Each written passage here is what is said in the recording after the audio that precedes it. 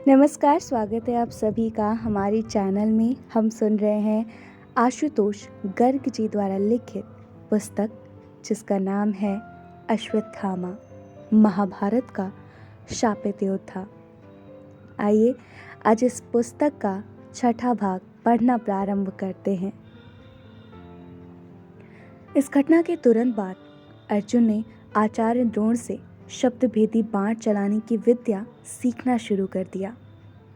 अन्य लोग जब सो जाते थे तो रात्रि के गहन अंधकार में बाहर निकलकर अर्जुन शब्द भेदी बाण चलाने का अभ्यास किया करता था। धीरे धीरे द्रोण के मन में अर्जुन के प्रति प्रेम प्रगाढ़ होता चला गया।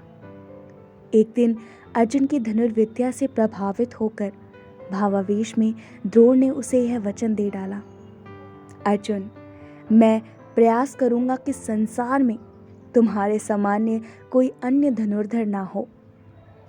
यह वचन सुनने में बड़ा सुखद लगता है, किंतु इस कठिन वचन के अनुपालन के लिए द्रोण ने जाने अनजाने कई अपराध भी किए और दुर्भाग्य से मैं उन सब अपराधों का साक्षी रहा हूँ। जैसे जैसे हम लोगों का प्रशिक्षण आगे बढ़ा, द्रोण के शिक्षा कौशल की कीर्ति चहुं ओर फैलने लगी। दूर दूर से अनेक राजकुमार उनके पास शिक्षा दीक्षा के लिए आते थे, परंतु शिष्य बनाने से पहले द्रोण आगंतुक को धनुष देकर उसकी परीक्षा लेते तथा उसकी पात्रता जांचने के बाद ही अंतिम निर्णय लेते थे। द्रोण की कसौटी पर खरा उतरना सिंह के मुंह से उसका भोजन चुराने के समान था। एक दिन एक युवक द्रोण के पास आया। प्रणाम गुरुवर, युवक ने आदर सहित कहा, मैं आपसे धनुर्विद्या सीखना चाहता हूँ, कृपया मुझे अपना शिष्य बना लीजिए। तुम कौन हो वत्स? द्रोण ने पूछा। मैं निषादपति हिरण्यधनु का पुत्र एकलव्य हूँ, वह बोला। मैंने आपका बहुत यश सुना है। यदि आप मुझे अपना शिष्य बना लें तो मेरा जीवन धन्य हो जाएगा। मैं अवश्य तुम्हें शिक्षा देता वत्स, द्रोण बोले, किंतु मुझे खेद है, तुम्हें कोई दूसरा गुरु तलाशना होगा। किंतु मेरा दोष क्या है गुरुवर? एकलव्य ने व्याकुल स्वर में पूछा।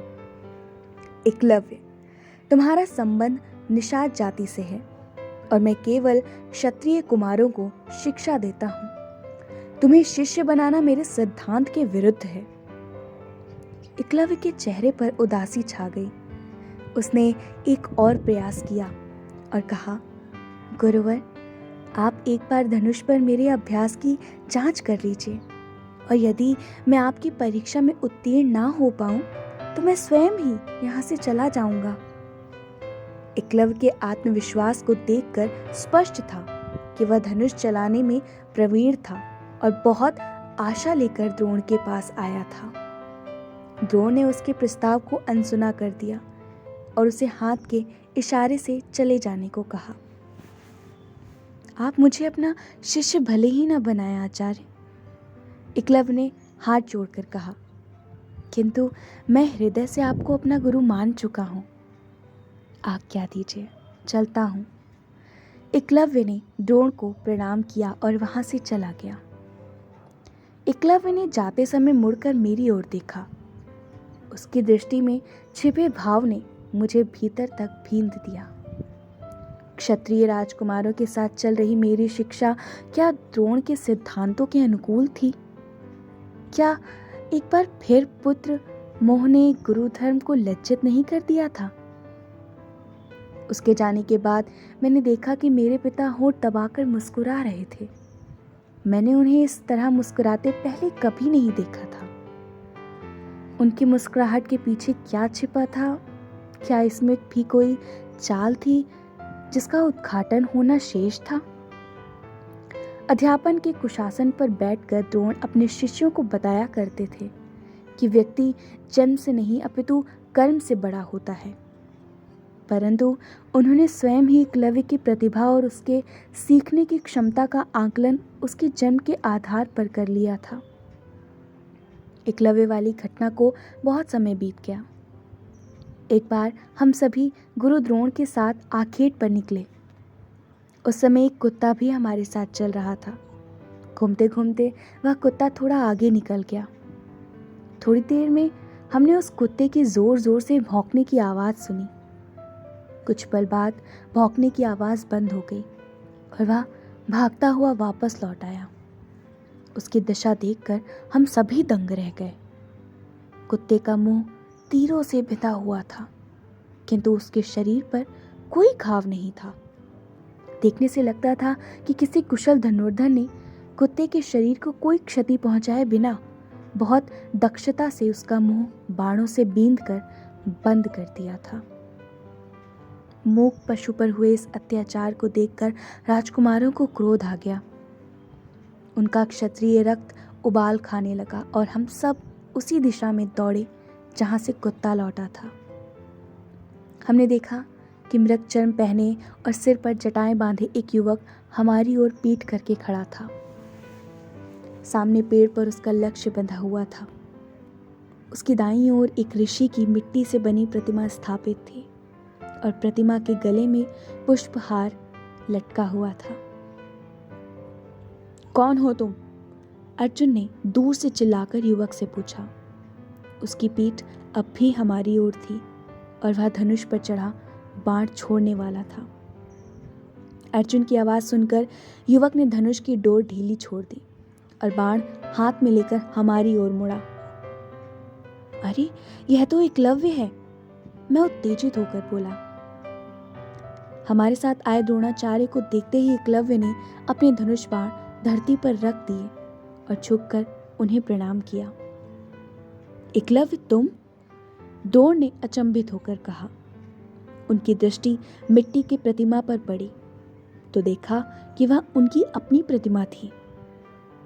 जी गुरुदेव, एकलव्य ने कहा, मैंने आपसे कहा था कि आप मुझे अपना शिष्य भले ही ना बनाएं, किंतु मैं हृदय से आपको अपना गुरु मान चुका हूँ। आपने जब मुझे अपना शिष्य बनाने से मना कर दिया तो मैंने यहाँ वन में आपकी प्रतिमा बना ली और इसी से प्रेरणा लेकर धनुर्विद्या का अभ्यास करता रहा। आज मैं आपकी कृपा एवं आशीर्वाद से धनुर्विद्या में पारंगत हो गया हूँ और स्वयं को आपके किसी भी शिष्य से बेहतर सिद्ध कर सकता हूँ। एकलव्य को विश्वास था कि द्रोण उसकी भक्ति व निष्ठा से प्रसन्न हो जाएंगे। वह भाव विभोर दृष्टि से द्रोण को देखने लगा। द्रोण के अतिरिक्त वहां मौजूद सभी पांडव एवं कौरव राजकुमारों की आंखों में एकलव्य की प्रतिभा के लिए प्रशंसा थी। सभी एकलव्य की लगन और परिश्रम से अत्यंत प्रभावित थे और इसकी धनुर्विद्या ने सबको रोमांचित कर दिया था। तथापि अर्जुन कुछ उद्विग्न दिखाई दे रहा था। वह समझ गया कि एकलव्य के रहते उसके लिए संसार का सर्वश्रेष्ठ धनुर्धर बन पाना सरल नहीं होगा। जो दक्षता और फुर्ती एकलव्य के पास थी वही अर्जुन के पास भी थी।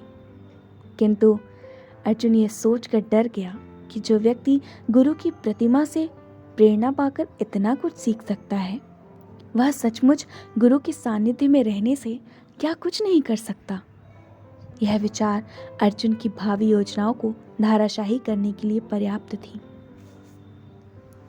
अर्जुन ने कातर भाव से द्रोणाचार्य को देखा। अर्जुन के चेहरे के भाव देखकर द्रोण ने अर्जुन के मन की हताशा को भांप लिया। उन्हें अपना वचन याद आ गया जो उन्होंने अर्जुन को दिया था। अर्जुन, मैं प्रयास करूंगा कि संसार में तुम्हारे समान कोई और धनुर्धर ना हो। द्रोण की भवें तन गई। वह शांत खड़े अपनी प्रतिमा को एकटक देखते रहे।